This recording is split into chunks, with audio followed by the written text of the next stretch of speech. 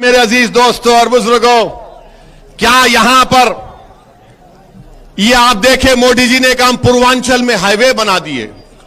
देखा ना, प्लेन उतारा ना, प्लेन उतारा ना। क्यों उतारा प्लेन मोदी जी ने? नहीं समझ में आया आपको?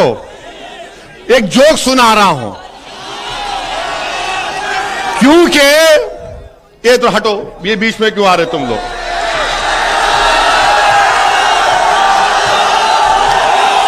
मोदी जी ने, सुनिए, मोदी जी ने प्लेन क्यों उतारा? इसलिए उतारा कि उत्तर प्रदेश की जनता को बताने के लिए, सुनो, उत्तर प्रदेश की जनता को बताने के लिए कि भाइयों बहनों, पेट्रोल इतना कीमती हो चुका कि सिर्फ मैं ही प्लेन उतार सकता, तो मोटरसाइकिल गाड़ी नहीं चला सकते। इसीलिए प्लेन उतारा। और मोदी जी ऐसा करते उतर रहे थे, फिर गाड़ी में बैठे और मुख्यमंत्री को अकेला छोड़ दिए। किसी उत्तर प्रदेश के शातिर नौजवान ने एक वीडियो बना दिया बाबा को दिखाते हुए कि अकेले अकेले कहां जा रहे हो। क्या पेट्रोल डीजल महंगा नहीं हुआ? क्या पेट्रोल डीजल महंगा नहीं हुआ? क्या सरसों का तेल महंगा नहीं हुआ? क्या गैस का सिलेंडर महंगा नहीं हुआ? महंगाई नहीं बढ़ रही है? क्या महंगाई नहीं बढ़ रही है? तो फिर तुम वोट किसको दोगे? तुम महंगाई को देखकर क्या बीजेपी को वोट दोगे? तुम क्या पेट्रोल की डीजल की कीमत देकर बीजेपी को वोट दोगे? तुम क्या गैस का सिलेंडर जो 1400 रुपये हो चुका है, क्या तुम बीजेपी को वोट दोगे? क्या तुम सरसों के तेल को अपने खाने में मिलाओगे या पानी को मिलाकर खाना पकाओगे? बताओ तुम किसको वोट दोगे फिर? मेरे अजीज दोस्तों और बुजुर्गों, बीजेपी कीमतों को कम करने में नाकाम साबित हुई है। कीमतों को कम करने में नाकाम साबित हुई है। और मोदी जी बात करते हैं कि हमने वो बना दिया, हमने ये कर दिया, हमने फुला कर दिया। और ये योगी आदित्यनाथ कहते हैं ओवैसी फुला है, ऐसा कर देंगे, फुला कर देंगे। याद रखो बीजेपी वालों, मैं मरने को तैयार हूं, तुम मारने तैयार हो? मुझे बताओ। मैं जहां कहीं भी जाता हूं, यही समझता हूं कि कल शाम तक या मैं जिंदा नहीं रहूंगा या सुबह का सूरज नहीं देख पाऊंगा। ये मेरा ईमान है।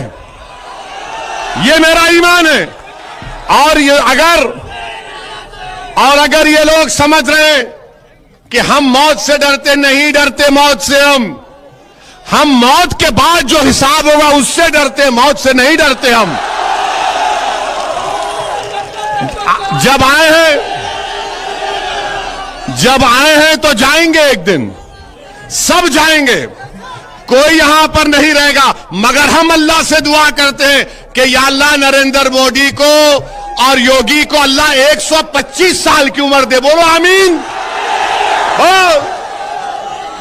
और हमको अल्लाह सेहत से जिंदा रखे, ऐसी सेहत दे कि हम जिंदा रहें तो अल्लाह के आगे सर झुकाएं, जालिमों के आगे कभी ना झुकाएं इंशाअल्लाह ताला। और फिर ये दूसरा, इनका बहुत बड़ा शिजरा है आपके जौनपुर के बारे में। अभी हम बनारस एयरपोर्ट से आ रहे थे, विकास हम खुद देख लिए, गाड़ी चलती नहीं है। ऐसा दिखता है कि खड्डे रोड में, तो ऐसा लगता है कि खड्डे खुद रोड बन चुके हैं, चलती नहीं है गाड़ी। ये विकास है। अच्छा आपका देखिए, क्या जौनपुर में जो किसान है उनकी खेतों का क्या हाल है? उनकी खेतों का हाल यह है कि किसान रात में नहीं सो पाता कि कहीं गाय ना चले जाए, कहीं भैंस ना चले जाए, कहीं जंगली सूअर ना चले जाए। भी खेत साफ कर देते हैं, क्योंकि बीजेपी के दौर में किसान की खेत गाय भैंस जंगली सूअर खा सकते, अगर किसी को हाथ लगाए तो उसकी इज्जत इंसान से ज्यादा है। ये हो रहा है। और फिर जौनपुर में आपकी रोड है, एक जौनपुर सदर में जो रोड है 5-5.5 किलोमीटर की, अगस्त के महीने में यहां के सांसद भी आकर पत्थर लगाए कि मैंने करवाया, बीजेपी का एमएलए भी आकर लगवा दिया कि मैंने करवाया। आप फिर ये भी जानते हैं कि यहां पर रोड इतनी खराब है कि हड्डियों में दर्द होता है, फेफड़े खराब हो रहे हैं धूल से, मगर बीजेपी बात करती है विकास की। कौन सा विकास की आप बात करते हैं? और पूरा जौनपुर जिले में डेंगू फैला हुआ है, इंसानों के फेफड़े और उनके लंग्स खराब हो रहे हैं। और आपके पास जौनपुर शहर में अमृत स्कीम आई पानी की, कलेक्ट्रेट कचहरी से शेखपुरा तक 260 करोड़ की पानी का लाइन मंजूर हुई। 2 साल में माशाअल्लाह से खाली 15% काम हुआ है।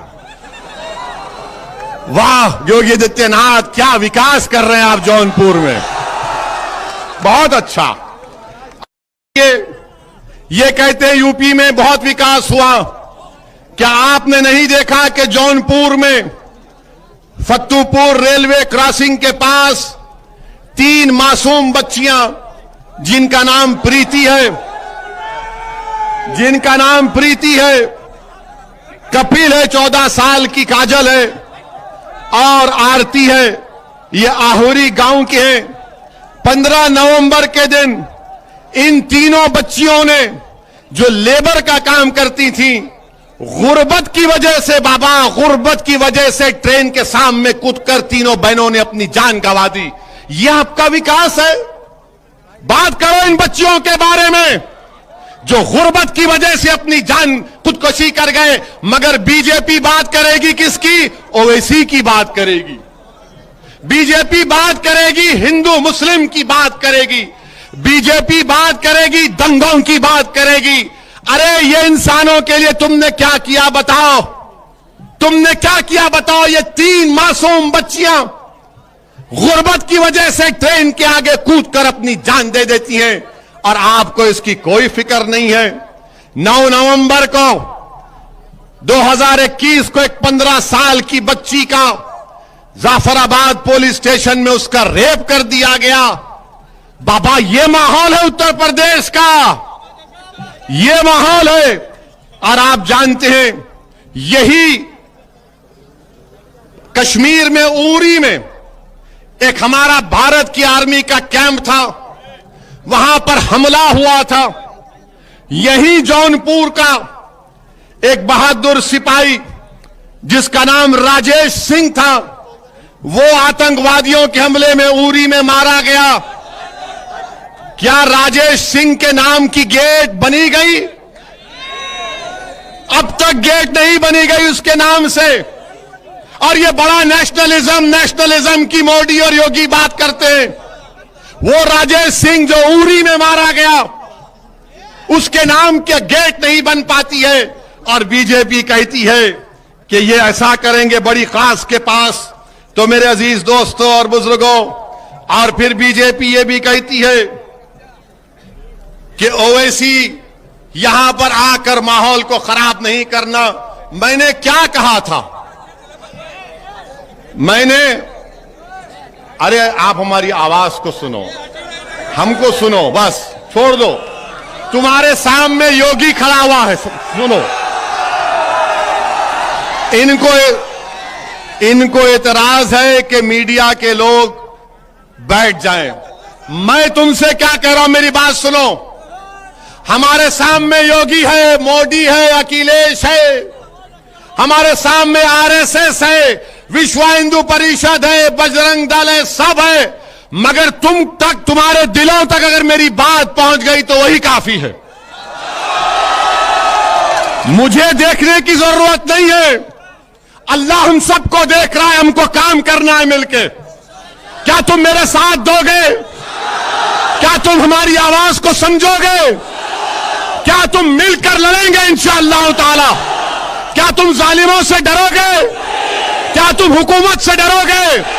क्या तुम अपने वोट का इस्तेमाल करोगे? क्या तुम मुत्तहिद होकर बीजेपी को हराओगे? क्या तुम मुत्तहिद होकर मंजलिस के उम्मीदवारों को विधायक बनाओगे? इंशाअल्लाह ताला फिर होगा जरूर। तो हमको देखने की जरूरत नहीं है, अपने आप को देखो, अपने हाल को देखो, अपने घर को देखो, अपने बच्चों के स्कूल को देखो, उन जेलों को देखो जो उत्तर प्रदेश में आज मुसलमान 27% जेल में बैठे हैं। 27% उत्तर प्रदेश में मुसलमान जेल में। बताओ फिर कौन उनकी आवाज उठाएगा? कौन उनकी आवाज उठाएगा?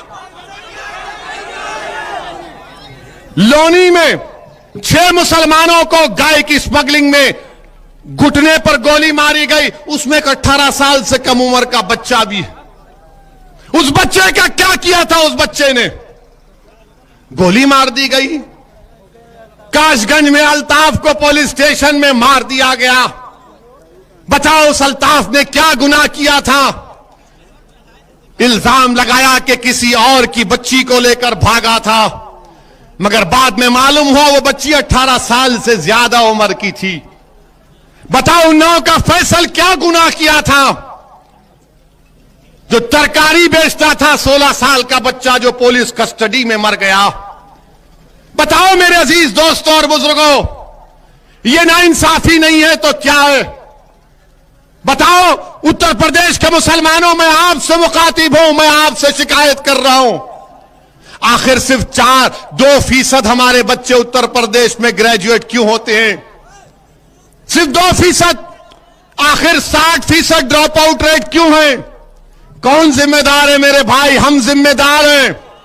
अगर आप इन सियासी जमात से कहेंगे नहीं, जिस दिन आप अपना वोट का इस्तेमाल करेंगे, मंजलिस को वोट देंगे, आप अपनी सियासी लीडरशिप को बनाएंगे, तो तब आप देखेंगे हालात बदलेंगे। नाइंसाफियों के दौर का खात्मा होगा।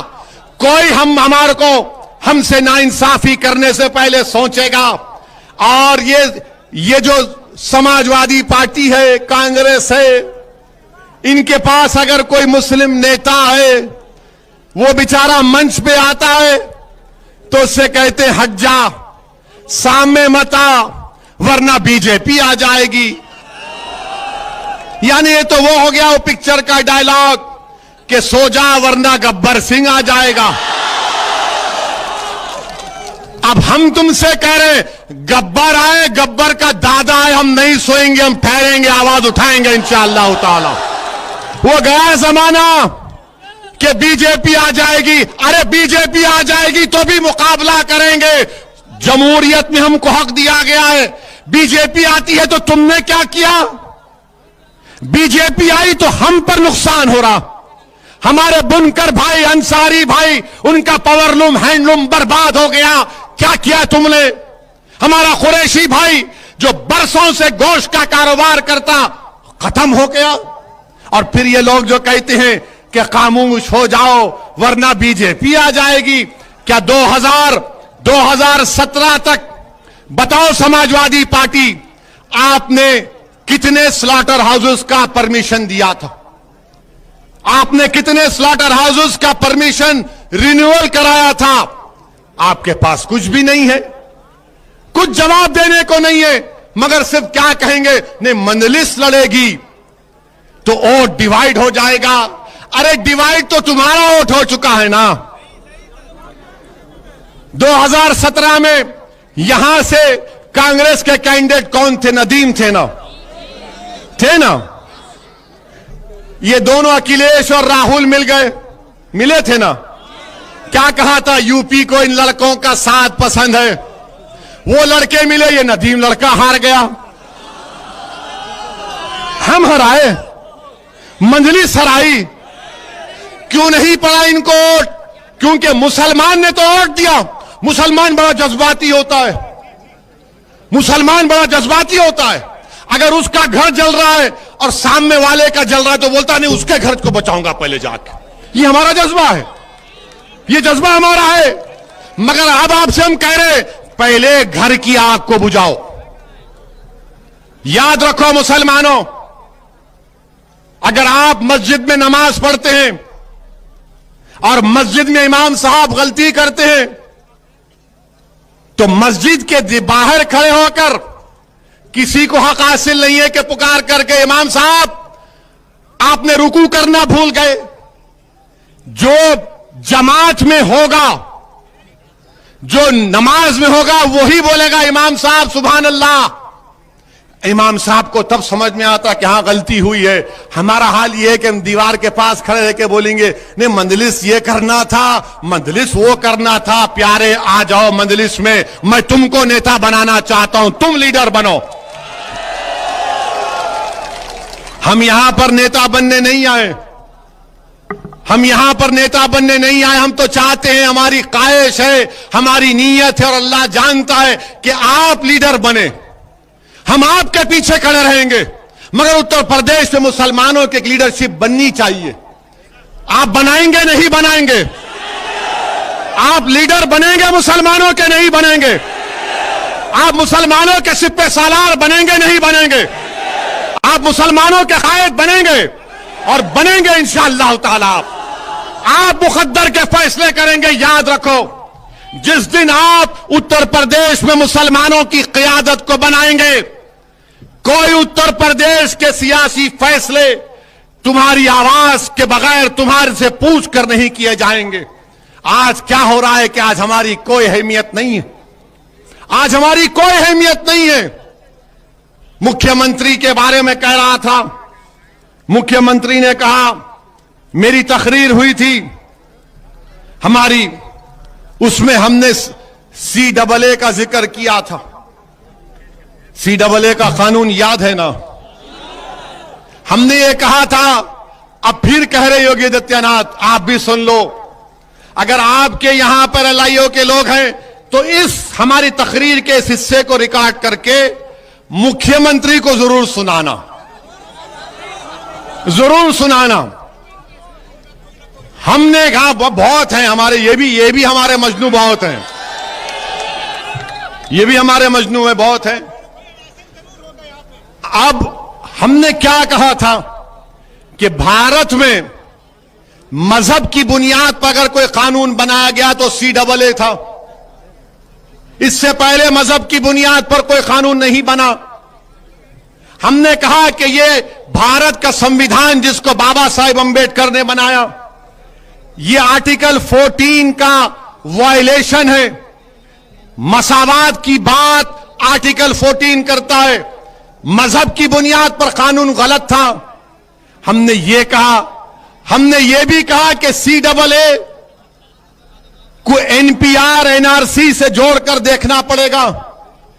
अब आप जितना मजमा यहां पर हजारों की तादाद का, आप मजलिस के पार्टी स्पोक्स पर्सन है। आप क्या बोलते हैं हिंदी में उसको?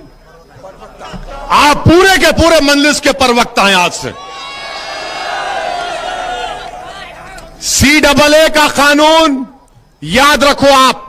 अगर किसी के पास कलम है तो लिख लो, कलम रखो अपनी जेब में मुसलमानों, कलम रखो, क्योंकि इमाम अहमद बिन हंबल रहमतुल्लाह अलैह अपनी जिंदगी के आखिरी वक्त तक इमाम अहमद बिन हंबल रहमतुल्लाह अलैह अपने साथ एक किताब को और कलम को रखते। लोगों ने कहा कि इमाम आप वक्त के इमाम हैं, आपको कलम और कागज की जरूरत क्यों है? तो इमाम अहमद बिन हंबल ने कहा कि अगर मैं जिंदगी खत्म होने से पहले तक अगर किसी एक बच्चे से भी अच्छी हिकमत की बात सुनूंगा तो उसको लिख लूंगा। तो आपको मैं बता रहा हूं कि CAA पहले मजहब की बुनियाद पर गलत कानून बनाया गया। CAA को अकेले नहीं देखा जा सकता। पूरे भारत का मुसलमान CAA को लेकर बेचैन क्यों है? क्योंकि उसको NPR NRC से जोड़ दिया गया, उसको NPR NRC से जोड़ दिया गया। और NPR क्या है? आपको मालूम NPR NRC क्या है? कल अगर सेंसस होगा उत्तर प्रदेश में तो सेंसस करने वाले आपके घर को आएंगे, आपका नाम, आपका मजहब, आपकी पासपोर्ट की कॉपी, आधार कार्ड, आप कहां पैदा हुए, वालिद वालदा कहां पैदा हुए, उनका कागज पूछेंगे और एक लिस्ट बनाकर तहसीलदार के दफ्तर में पहुंचा देंगे। वो तहसीलदार ये कहेगा कि ये डाउटफुल सिटीजन है, शहरी है। फिर आपसे कहा जाएगा असदुद्दीन ओवैसी से कि बताओ तुम इस भारत के शहरी हो या नहीं हो। अब मुझे भागना पड़ेगा, ये कागज वो कागज, ठीक है हमने कुछ लाके दे दिया। फिर उसके बाद तहसील के ऑफिस में लिस्ट लगाई जाएगी, वहां पर ये संघ परिवार के लोग जाएंगे और जहां जहां मुसलमान का नाम रहेगा वो बोलेंगे ये डाउटफुल है, ये डाउटफुल है, ये भारत का शहरी नहीं है। फिर हमको अपनी शहरियत को साबित करना पड़ेगा। ये एनपीआर एनआरसी है, इसके खिलाफ हम हैं। अब आप सवाल करेंगे कि असदुद्दीन ओवैसी ये तो हुआ नहीं, तो मैं आपसे कह रहा हूं ये आसाम में हो चुका है। क्या हुआ आसाम में? सुप्रीम कोर्ट ने करवाया, वहां पर 19 लाख के नाम नहीं आए, जिसमें से 3.5 लाख मुसलमान के नाम थे। अब जब CAA आ गया, कानून बन गया ना, CAA कानून बन गया, तो वो जो गैर मुस्लिम है, जो 3.5 लाख मुसलमान को छोड़कर जो 15.5 लाख गैर मुस्लिम है, उनको CAA से उनको भारत का शहरी करार दे दिया जाएगा और ये 3.5 लाख को फॉरेनर्स ट्राइब्यूनल कोर्ट में जाकर अपनी शहरियत को साबित करना पड़ेगा। ये होगा, याद रखो। अगर मोदी एनपीआर एनआरसी करेगा तो पूरे भारत में होगा। और जब हम ये चीज को देख चुके आसाम में, सुप्रीम कोर्ट मॉनिटर्ड हुआ, तो ये बोल रही देखो अभी तो रूल्स भी नहीं बने, अभी तो रूल्स नहीं बने, ओवैसी लोगों को भड़का रहा है। मैं भड़का नहीं रहा हूं, बल्कि हिंदू अखबार, अंग्रेजी का अखबार है, एक मशहूर जर्नलिस्ट है, बहुत मशहूर, जिसका नाम मोहतरमा विजयता सिंह है। गूगल में जाओ, हजरत गूगल में जाकर देखो, विजेता सिंह का नाम लिखो। हिंदू अखबार में विजेता सिंह ने मोदी की हुकूमत का जो एनपीआर का फॉर्म है उसको अखबार में शाये किया। हमने उसकी मुखालिफत की। वो फॉर्म तो यही सब बातें पूछ रहा है। और फिर जो लोग बोल रहे हैं कि ओवैसी भड़काऊ भाषण दे रहा है, क्या ये बात सच नहीं है कि मोदी सरकार, एक कानून है, अगर कोई पैदा होता है, कोई मरता है, तो उसको कानून का नाम है registration of death and birth. उस कानून को मोदी सरकार तरमीम कर रही है और तरमीम करके उसको आधार से, इलेक्शन कार्ड से और सेंसस से, एनपीआर से जोड़ेगी। इसकी मुखालिफत कौन किया पूरे भारत में? असदुद्दीन ओवैसी ने किया। मरकजी हुकूमत ने अवाम से पूछा कि आप इस पर ऑब्जेक्शन है तो लिख कर दीजिए। हमने अमित शाह की मिनिस्ट्री को इसके खिलाफ ऑब्जेक्शन लिख कर दिया और हम फिर से कह रहे हैं, अगर registration of birth and death के कानून में तरमीम होगी, वो बिल पार्लियामेंट में लाया जाएगा, तो इंशाअल्लाह ताला असदुद्दीन ओवैसी और इम्तियाज जलील उस कानून की मुखालिफत करेंगे। वो काला कानून होगा, वो एनपीआर एनआरसी की तैयारी होगी। ये बात हम जब करते हैं, और हमने कहा कि जिस तरह किसानों के कानून को वापस ले लिया गया, CAA के कानून को भी वापस लेना चाहिए, तो सबके पेट में दर्द शुरू हो गया, सबके पेट में दर्द शुरू हो गया। अरे राकेश, जब CAA एनपीआर एनआरसी आएगा तो हमारे को परेशानी होगी, तुमको परेशानी नहीं होगी, क्योंकि हम मुसलमान हैं। तुम्हारे लिए CAA इस्तेमाल हो जाएगा और हमारे लिए एनपीआर एनआरसी का इस्तेमाल होगा। मेरे अजीज दोस्तों और बुजुर्गों, मैं आपसे वादा कर रहा हूं कि अगर मरकजी हुकूमत एनपीआर एनआरसी के रूल्स बनाएगी, मजलिस एहतजाज करेगी, मजलिस प्रोटेस्ट करेगी। अगर CAA का कानून वापिस नहीं होगा, मैं फिर से कह रहा हूं, मेरा यह जमहूरी हक है। सुप्रीम कोर्ट ने कहा कि protest and dissent are part of democracy, यानी मुखालिफत और पुरअमन एहतजाज जमहूरियत का बुनियादी उसूल है। और बीजेपी नहीं चाहती कि एहतजाज हो। मोदी पसंद नहीं करते कि कोई उनके खिलाफ बात कहे। मैं आज जौनपुर से उन तमाम किसानों को सलाम करता हूं, उनको सलाम करता हूं जिन्होंने एहतजाज किया, टस से मस नहीं हुए। और जो लोग आज आकर मुझसे कह रहे हैं असदुद्दीन ओवैसी इस पर बात मत करो, तो किसानों के पास जाकर अगर किसी ने कहने की हिम्मत क्यों नहीं की कि सुप्रीम कोर्ट ने तो सस्पेंशन में कर दिया था ना किसान के कानून को, उनसे कहना था कि खामोश हो जाओ। अरे यहां तो कानून बन चुका है पार्लियामेंट में।